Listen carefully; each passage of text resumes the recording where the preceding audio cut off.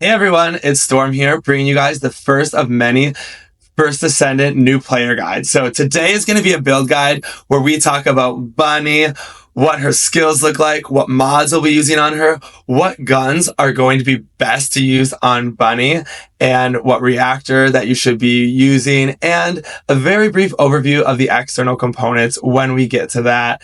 Then I'm just going to tell you at the very end what Bunny's best case use scenarios are, so you know when to use her, maybe when to not so much use her. So let's go ahead and get started with her modules right here and her skills. So the most important one here is the only one that actually uses her MP is her speed of light. This increases the rate at which you regain your electricity, which is your unique resource that allows you to spend and do damage with lightning emission is your primary skill here. You're number 3, which is going to allow you to just throw out that AoE and just crush everything around you while you're running around. Every 7 meters, you throw out this lightning emission. That's why coupling it with that second ability right here, speed of light, is going to be your best friend, as well as using that grapple.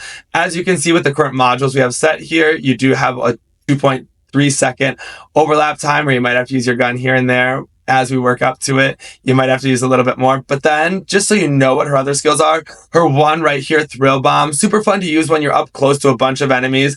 It just zaps up to 3 enemies. It does pretty great damage, so I like to use this on elites when I get near them. Same with this one right here. It's one big beam. This is like if you got one character to focus down, you're hitting that boss at the end of the dungeon, or you do happen to be using her in a Colossus battle. I don't recommend, but it is there for you. If you are using your skills, then you have to go to your guns because this does burn up very quickly. So the first 2 mods that you're going to want to focus on with this build are Electric Specialist and Nimble Fingers, because they both come with as you can see right here, an M and an X, which allows you to spend half the mod cost to get it up there. And so you can upgrade these twice as much as the normal mods and still not have to spend as much to get them. So those 2 spots are going to make you extra powerful. Then I use Nimble Fingers and Electric Specialist for that. The other mods I'm going to recommend using, get increased HP on right away so you're not dying as much, and then Skill Expansion is going to be the next one. You round off as you get higher in that mastery rank with Strong Mentality, but first trying to just level up these modules right here. The higher you get in your modules, you are going to be doing more damage and you're going to get more from them the higher you get. So it makes sense to level up one module all the way and then go to the next one rather than going horizontal all the way across. Just as a little tip here when we go. So let's talk about the guns. So I recommend just putting the Thunder Cage or the Albion Cavalry gun on Bunny as a secondary gun to just crush. These are worth catalyzing as you go, but you're not going to have a lot of catalysts in the beginning. But when you do get them, you're going to want to be spending your catalyst early on with the guns rather than the Descendant, because you're going to get ultimate Descendants later. These are already ultimate guns, so you can put it on. The Thunder Cage you get very early. Same with the Albion Cavalry gun, you can get pretty early on.